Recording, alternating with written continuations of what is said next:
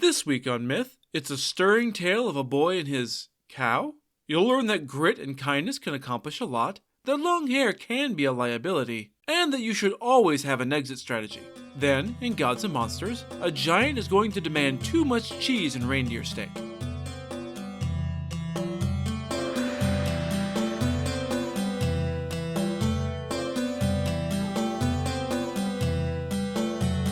This is the Myths Your Teacher Hated podcast, where I tell the stories of cultures from around the world in all of their original, bloody, uncensored glory. Modern tellings of these stories have become dry and dusty, but I'll be trying to breathe new life into them. This is episode 132, Fearless. As always, this episode is not safe for work. This week's story comes to us originally from Bland Totar Troll, which is Swedish for Among Gnomes and Trolls. The first 4 volumes were illustrated by the great John Bauer and collected tales from all over Sweden by numerous different authors. This story was written by Alfred Smedberg in 1912. Once upon a time, there lived a poor farmer who farmed someone else's lands to feed his 8 hungry children. The only thing he actually owned was a single cow named Lily White, so alas, his poor kids often had to make do with very little. In the plus column for our poor farmer, Lily White was easily the best cow in the whole damned country, giving as much milk as the fattest cow in the richest manner. Not only was she a champion milk giver, she was also quite clever, and not just for a cow. Lily White was smart enough to understand every word the 8 children spoke around her, and they chattered around her pretty much ceaselessly. Despite being hungry, the kids weren't hangry, and they treated Lily White quite kindly. In fact, they were extremely devoted to her, and treated her more like a pet than a beast of burden. For her part, the dairy cow was utterly happy and content, pun intended. The actual quote is that she was as happy as a wasp in a jam jar. I guess that's pretty happy, even though I've never known a wasp to be anything other than an angry murder machine. Anywho, each day the farmer let Lily White out to wander where she wanted and to graze to her heart's content. She usually wandered up to the manor house where the grass was greenest and sweetest, but she always found her way back home by the time the sun went down. Until the day she didn't. The farmer was understandably worried about his prized cow and immediately headed out to look for her. He spent half the night searching, but was eventually forced to come home exhausted and dejected to the disappointed faces of his 8 children. He slept fitfully and rose again with the sun. With his wife and the eldest of his children in tow, he set out again to search for the missing Lily White in daylight. Together, they walked from one end of the pasture to the other without finding any sign of the missing cow. Finally, in the farthest corner of the field, they stumbled across hoof prints in the soft earth. Upsettingly, they didn't just find cow prints. Beside them were those made by the big, clumsy feet of something much, much larger than Lily White. Trembling, the farmer knew it could only be one thing. One of the trolls of Holte Wood. The one small silver lining to this disaster was that the farmer now knew exactly where to look for his missing cow. The awful troll had clearly come slouching out from its dank caves in the granite mountain rising above the trees. Anyone could see how fine a cow Lily White was, even a horrid troll, and so it had led her away with him. With luck, it was keeping her alive for the milk. Of course, that was only useful information if they could figure out a way to save her, which they couldn't. Dejected, the group went home to break the terrible news to the younger children, who understandably cried their little eyes out. The farmer and his wife made a half-hearted effort to scheme a way to save good old Lily White, but they quickly gave it up. No one had ever dared enter the mountain caves where the trolls dwelt and lived to tell the tale. To make it worse, trolls weren't the only horrors lurking in the dark places of the woods. There was the green-haired witch of Holte Wood, the bellowing watchdog of the forest, and the shaggy bear king of the forest. Any of them could absolutely end your life before you even made it far enough to risk your life with the trolls. Now, as it so happened, one of the farmer's 8 children was a small boy named Nisa. He was unique among the 7 parishes of the country. See, young Nisa wasn't afraid of anything. I need you to really hear me now. I don't mean Nisa was very brave. I mean that he literally didn't feel fear about anything, no matter how dangerous it was. He wasn't missing the fear center of his brain or anything. He was just such a good-hearted, kind, and generous person toward every single living thing he'd ever met in his entire life that literally everyone liked him. His friendliness was such that not even the fiercest and most vicious creatures of the wilds had any desire to hurt him. Thus, young Nisa wasn't afraid of any wolves or bears or witches or even trolls living in Holte Wood. You've probably heard enough folktales by now to know where this is going. Yep, no sooner had Nisa, being one of the younger kids who'd been left behind while his parents searched for the missing Lily White, heard the news than he decided to go get her back. He announced his intentions to his family, and his parents let him go without trying to stop him. By now, they had seen enough examples of literally every creature loving Nisa enough not to harm him that they believed he might actually be able to pull this stunt off. They hoped that, unlike anyone else who might attempt the impossible here, Nisa might actually have nothing to fear. The young boy grabbed a nice strong stick, put a slice of buttered bread in his pocket, and started walking. I don't know that I'd be interested in eating pocket bread after a long walk in the hot sun, but I'm not a little kid in a fairy tale. Nisa walked with purpose and soon arrived at the edge of the forest. No one went into these dark woods, so there was no path between the brooding trees. It wasn't easy making his way over boulders, under fallen trees, and across deep ravines, but he was small and nimble as an eel, so he made it work.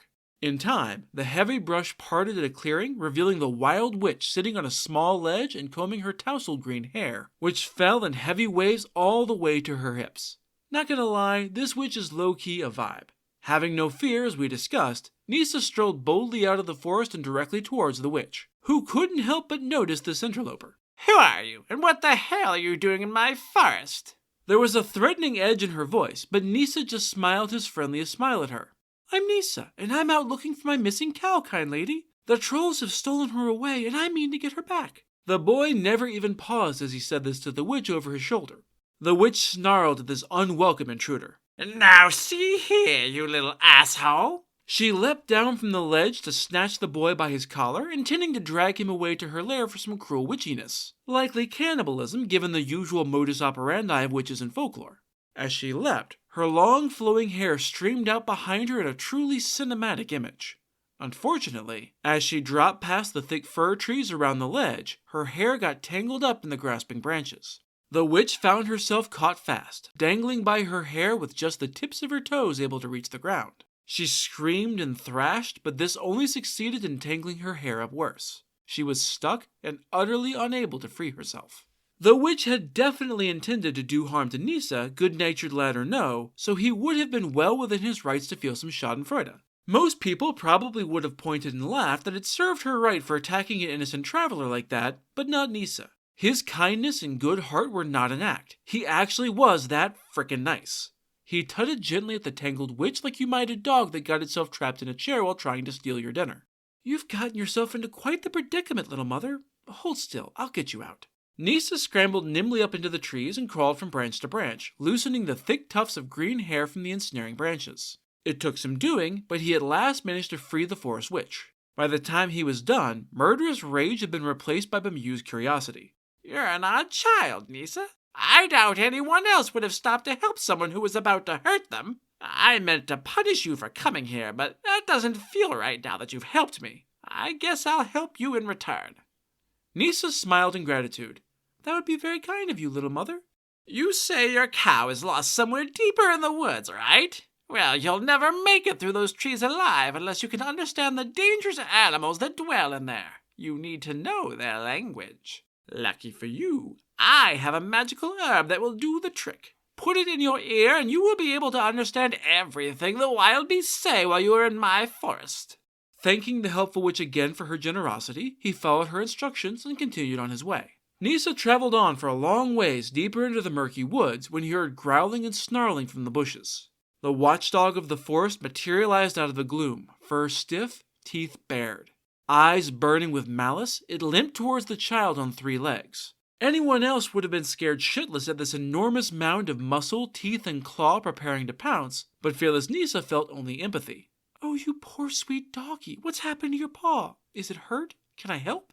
The wolf-sized dog had been just about to leap for the boy's throat, but his kind words caught the beast off guard. He sat down and looked at the child with that cocked head confused puppy dog look. The story isn't clear on whether the flower also lets the boys speak in the language of the animals, or if, like Lily White, they just all understand the human language. Either way, the guard dog was taken aback by the boy's offer of aid. You're not like other humans, are you, boy?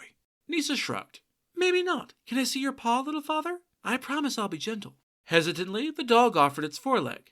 Lifting it carefully, the boy spied a heavy thorn buried in the hound's paw. As delicately as he could manage, Nisa pulled it out and then covered the wound with a poultice of soothing moss tied with long grass. That should help it heal up a little faster, and also make it hurt less in the meantime. The guard dog tested the foot and gave a doggy grin.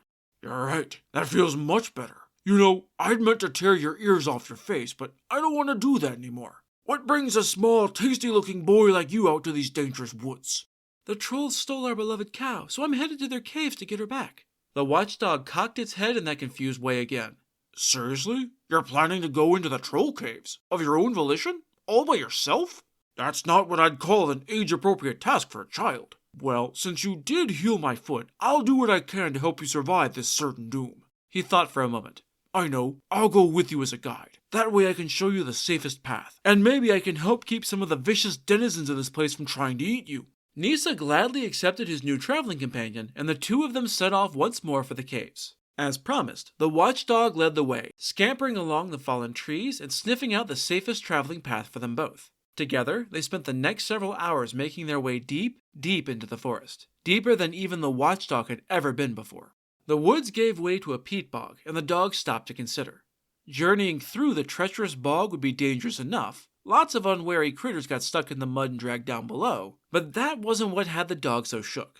No, that honor went to the massive, shaggy form of an enormous bear lumbering through the bog in search of wild cranberries. If you've played any number of video games, Assassin's Creed Odyssey and Elden Ring come to mind, or if you've read the incredible Animorph series, then you know just how deadly an angry bear can be. The watchdog was a fierce canine and not exactly small himself, but he knew better than to tangle with a bear. We'd better steer wide of that bear. It'll take longer, but it'll be a lot safer. That bear is known to kill and eat cattle and people alike. Nisa cocked his own head and considered the bear, with his little ears and his adorable wiggling nose. I don't know, I think it looks pretty cute. Surely something that fuzzy is friendly, right? And he kept right on walking into the peat bog. He hadn't gotten very far before the bear noticed the small boy approaching him. With an earth-shaking roar, he rose up onto his hind legs the way bears do when they're about to commit murder, and stalked towards the incredibly tiny figure of the child. Nisa just smiled up at the bear in childish wonder. Wow, what a cool gravelly voice you have. He held out his hand in greeting. I bet you'd make a hell of a bass in the choir with that big voice. The bear roared again, a clear warning of imminent death.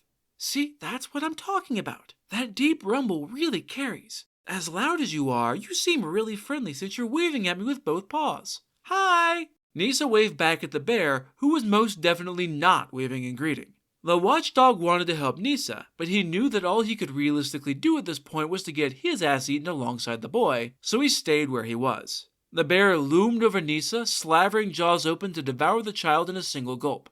Don't touch that boy! The green-haired witch leapt out from the trees behind the watchdog as she yelled, drawing the bear's attention. She'd been curious about what the young boy meant to do when he arrived at the troll caves, and maybe she'd still felt a little bad about almost murdering such a sweet child, so she'd secretly followed him from a distance. Seriously, Bear, he's not like other humans. You know I'm not big on people as a rule, but this one's different. The bear snarled at the meddling witch. Fuck off! This is none of your business! He's in my bog, so he's my dinner! The bear opened his jaws even wider and leaned down towards the boy. Sighing, the witch grabbed a gnarled stump of long-dead fir tree from the edge of the bog. The marshy water had long since rotted away the roots, so the hardened stump came away easily in her hands. Taking aim, she hurled the stump directly into the bear's gaping jaws. It stuck there, caught in the bear's huge teeth, preventing it from growling or biting.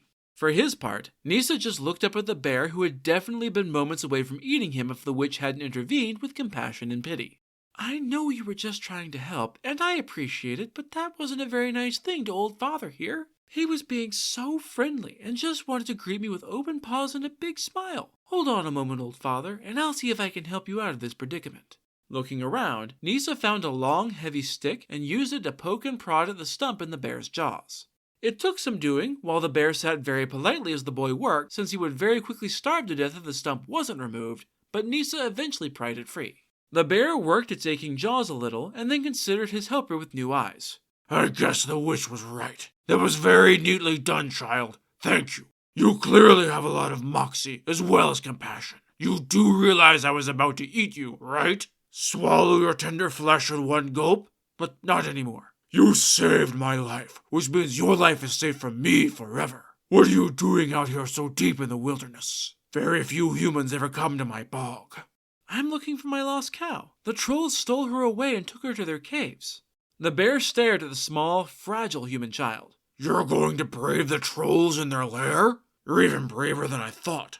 If you're going to outwit the trolls of Holta Wood, though, you'll have to be a lot cleverer than you look. I guess I should tag along with you and see if I can help you out in your quest. I owe you that after you saved my life." Thus agreed, the entire party set out for the caves, the dog leading the way, Nisa scampering along right behind, the bear waddling along behind them both, and the green-haired witch bringing up the rear. The hodgepodge party arrived at the Trolls' Mountain Caves as the sky was beginning to darken. This deep in the woods, night would fall fast. The various forest dwellers knew more or less where the entrance to the labyrinthine cave was, but the trolls had blocked it up with heavy boulders a la Polyphemus in the Odyssey. The rocks weren't a perfect fit for the tunnels, and a gap remained that was just about big enough for a small dog to crawl through, or perhaps a small child.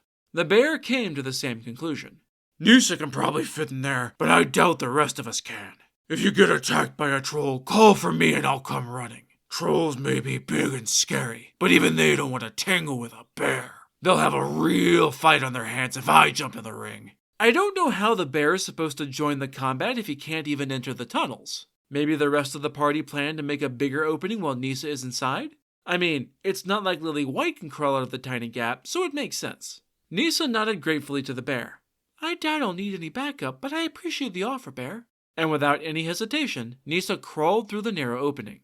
It was a tight squeeze, but it soon opened up into a dank cave as big as a barn. A cheerful fire crackled at the center, with the enormous old troll sitting beside it at a rough-hewn table. So I guess it's not such a massive maze of caves after all. Or he just got lucky and they lived in the very first chamber. The monster was idly munching on a bone, though the story doesn't tell us what kind of bone it was. It could just as easily be from a cow or a person. He was a frightful sight with his huge, bulbous nose that had been broken several times, enormous hairy arms, and eyes that glowed a faint yellowy green like a cat's in the firelight. Beyond the troll stood Lily White, contentedly munching on some rough thistles the troll had picked for her in the forest. The keen-eyed troll spied the young man immediately. "Well, looky here. A little street urchin has come poking around my cave." With one enormous hand, he snatched little Nisa up around the waist and lifted him onto the table. "And where might you have come scuttling in here from?" Nisa bowed politely at his host. "Good evening, friend troll. I was just looking for my lost cow, who seems to have wandered into your cave by mistake. I'm so sorry about that. I'll just fetch her, and we'll both be out of your hair in no time." The troll laughed at the absurdity. "Oh, my dear little fellow, you truly are as naive as you are brave. Your cow didn't wander in here. I took her. My old woman and I needed the milk, so we snagged the cow. And you? Well, you'll make a very tasty chop for dinner. As soon as Mother returns, she'll put a pan on the fire and fry you up nice and crispy." Nisa cocked his head at the troll. "You're joking, right? Surely you wouldn't be so cruel as to murder and eat a little boy who has done nothing at all to hurt you." The troll laughed even harder. "Are you shitting me? I'm a fucking troll, boy. I'm exactly cruel enough to do that. Haven't you ever heard any of the stories about us? They're all true. I will absolutely fry you up and eat you. Aren't you afraid of me?" Nisa shook his head. "No, I'm not afraid. I've heard the stories, sure, but I know people exaggerate things to make a good story. I know you're not as bad as you pretend to be. It's just an act. Bluster." The child's bold, utterly fearless demeanor unnerved the troll. He'd never met anyone quite like Nisa before. Mother? Get your ass in here quickly and light that fire. We need to cook this morsel up soonest." From another tunnel leading deeper under the mountain, an old troll woman appeared. She had flint and steel in her hands and, grumbling, started trying to make a fire. I don't know why she didn't just take a branch from the fire the troll is sitting beside, which we already established and would be a lot easier. It's a hell of an oversight. Nisa smiled at this new host. "Thank you for your kindness, little mother. It's very sweet of you to build a nice fire to warm up your old man's bones. I'd love to stay and enjoy your hospitality, but it's getting dark. It's high time that Lily White and I started for home." The fire caught, and the old woman set a huge iron frying pan atop it with some butter to fry up the boy. The other troll grabbed Nisa off the table and prepared to toss him alive into the pan. The child made him uncomfortable, and the troll wanted him dead right the fuck now. Nisa was learning an important lesson, though it was almost too late to do anything about it. It turns out that most creatures can be won over by friendliness, kindness, and generosity, but not everything. With a monster as nasty as a troll, violence is the only language they understand. It was almost too late to use this lesson, but Nisa was quick and he had allies. "Bear, you were right. I do need that backup. I'd appreciate it greatly if you could get in here and help out.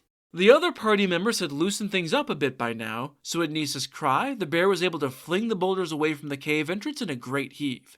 Before the thunderous crash had died away, the enormous beast was charging into the cave and roaring at the surprised trolls. The watchdog and the green-haired witch followed in the bear's wake, brandishing their own claws and weapons respectively. The bear caught the troll holding Nisa by the throat and shook it like a rag doll before tossing it heavily to the earth. The watchdog charged at the old woman troll and lunged with a snarl. His teeth missed flesh but closed on her leather jacket, and he jerked that to pull the troll off balance. She fell headfirst into the water pail by the fire. While the two trolls were thus occupied, the witch hurried over to Lily White, loosened the rope tied around her neck, and led her out of the cave to safety. Freed from the troll's huge hand by the bear's attack, Nisa raced over to the cow and scrambled up onto her back. Clutching her long horns for balance, he heeled her gently in the ribs to get her moving. Thank you all for your help. I couldn't have done it without you all. Try not to be too hard on the trolls. It's really not their fault. They're just being trolls after all. Let's get home, Lily White. The cow didn't need much urging to get moving. She had never much liked the smell of the trolls anyway, so she was quite content to carry the friendly young boy back to the sweet pasture she was used to. They galloped away from the mountain, over the bog, and through the woods.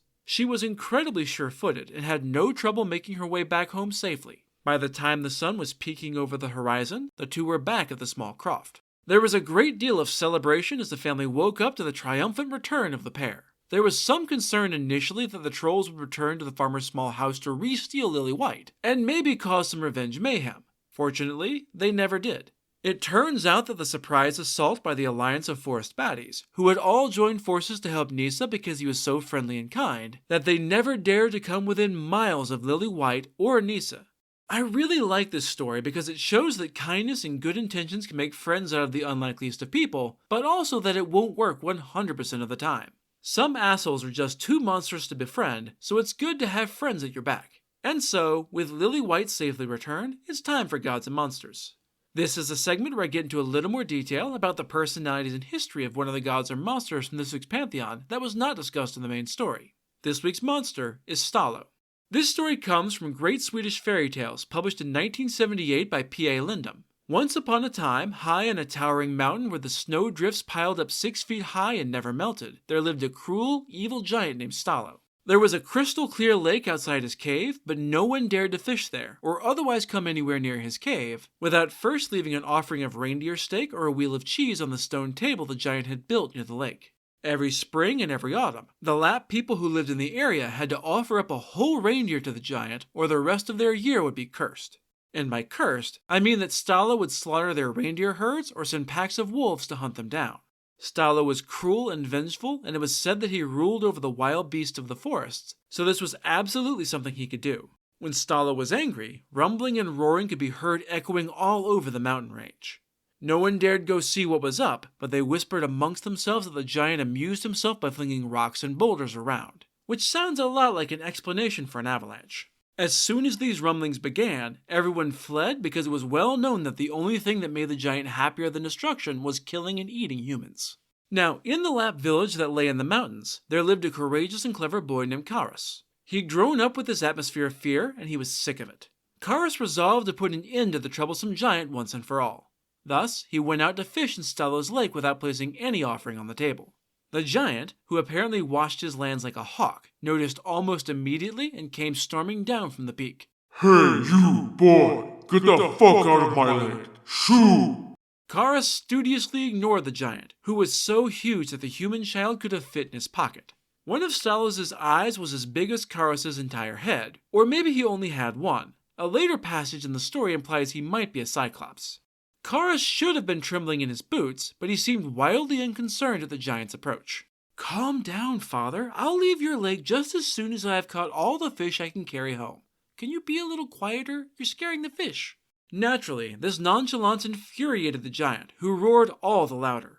Get the fuck out of here now! Now, fucking now, or I'll kill you! Karas burst out laughing. Kill me, father? No, I don't think so. That simply wouldn't do at all. And he laughed even harder, which confused the hell out of Stallo. Alright then, square up, little man. Let's fight. Karas shook his head. That sounds boring. I don't want to squeeze you to death, but maybe we can test our strength another way. Stalo wasn't sure exactly what that meant, but he was down to clown. Whatever test Karas came up with, Stalo would whoop his ass at, and then he'd eat him. The human boy thought for a moment. Okay, how about this? We see who can make the biggest hole in a fir tree with his head. Stalo insisted on going first. He picked the nearest tree, got a running start, and smashed headfirst into it. Pine cones rained down all around him, but once the stars cleared from his eyes, he saw that the tree had no hole in it. Karas snorted derisively. Really, father? Are you such a wimp that you can't even headbutt the bark off? You want to give up? Stalo roared in anger. Hell no. One more time. Do over. He sprinted towards the tree again and threw himself so heavily at it that it trembled like it was in a hurricane. A little bit of the bark came loose, but there was still no hole in it. The giant fell heavily to the earth and stayed there, having knocked himself out cold. As he lay there, bleeding heavily from the head, Karas hurriedly stripped the bark off another tree and cut a hole in it with a tool he had hidden nearby before fishing. After making sure it was big enough to easily slip his head through, he placed the stripped bark back on the trunk covering the hole. Eventually, Stalo came to in something of a daze. You want to go again? Stalo dabbed at the blood on his skull and decided he'd had enough. Besides, if he couldn't headbutt a hole in a tree, then the puny human certainly couldn't manage it. No, I'm done. Your turn, punk.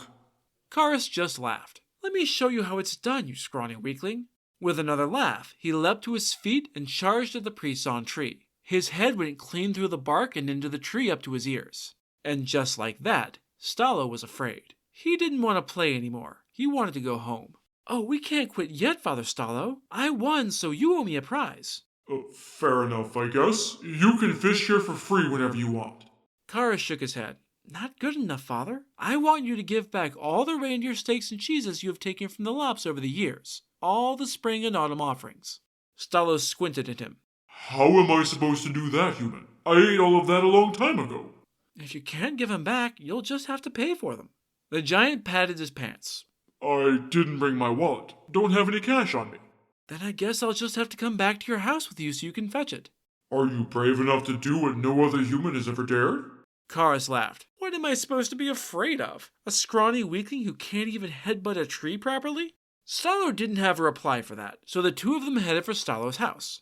The giant's wife brought out several heaping platefuls of fish and meat. Each held more than twice as much as he'd ever seen anyone eat in his life, but the giant polished off a couple and then went to bed without making any move to pay out the money he owed. He probably had a concussion, so this wasn't maybe the wisest move, but Stalo wasn't the wisest giant. Besides, he and his wife had schemed a scheme to get out of paying the reward, but they all needed to be asleep to make it work. Karas wasn't oblivious to this fact, but he pretended that he had nothing on his mind except a nice after-dinner snooze. Stalo's wife showed the lad a guest bed for him to use. Locking the door behind him, Karas examined the room. It was very plain and clearly sized for a giant. It was also clearly where Stalo and his wife planned to murder him rather than paying back all of the cheeses and steaks. He grabbed a birch log, laid it in the bed, and covered it up with blankets to look like a sleeping person. That done, he scrambled under the bed to hide. This is playing out very much like old Jack the Giant Killer in episodes 117A through C, and it's going to keep playing out that way. Sure enough, in the middle of the night, Stalo crept into the room. Moonlight glinted off the cruel axe in his hand as he raised it up and brought it whistling down on the bed. It split the log with a sickening crunch, convincing the giant that the murder had succeeded. In the morning, Karas slipped out of his hidey hole and stretched, then sauntered out. Stalo's eye widened at the unexpected sight. How did you sleep? Karas grinned. Not bad, but I think that bed might have fleas. I think I felt one bite me in the night. The giant swallowed hard and exchanged glances with his wife. They'd hoped to avoid having to pay their debt by murdering the boy, but he was clearly a lot more dangerous than they'd expected. Without another word, he pulled out his wallet and began counting out silver coins into a bag for Karas. You mind carrying my winnings out to the lake for me, Father? I'm still feeling a little sleepy. Besides, this way you can take away the table so that the Laps never have to make any more offerings. Or I could just challenge you again, but you'll have worse than an aching skull if we have to compete again. Stalo was by now utterly convinced of Karas's incredible strength, so he didn't dare rise to the bait. He promised to move away from Big Mountain and never return. He was as good as his word, and no one ever heard another thing about Stalo or his wife ever again. Karas, for his part, became rich and famous for his great feat of ridding the land of the terrible giant. That's it for this episode of Myths Your Teacher Hated. Keep up with new episodes on our Facebook page, on iTunes, on TuneIn, on Verbal, and on Spotify. Or you can follow us on Twitter as @HardcoreMyth, on Instagram as MythsYouTeacherHatedPod, and on Tumblr as MythsYouTeacherHated. You can also find news and episodes on our website at MythsYouTeacherHated.com. If you have any questions, any gods or monsters you'd want to learn about, or any ideas for future stories that you'd like to hear, feel free to drop me a line. I'm trying to pull as much material from as many different cultures as possible, but there are all sorts of stories I've never heard, so suggestions are appreciated. The theme music is by Tiny Cheese Puff. Next time, we're headed down to the Philippines for some trickstery goodness. You'll discover that you should never ask a king for a job, that the best princesses always live far away, and that human kings are the worst kings. Then, in Gods and Monsters, you'll discover that you should never trust a man who only values beauty. That's all for now. Thanks for listening.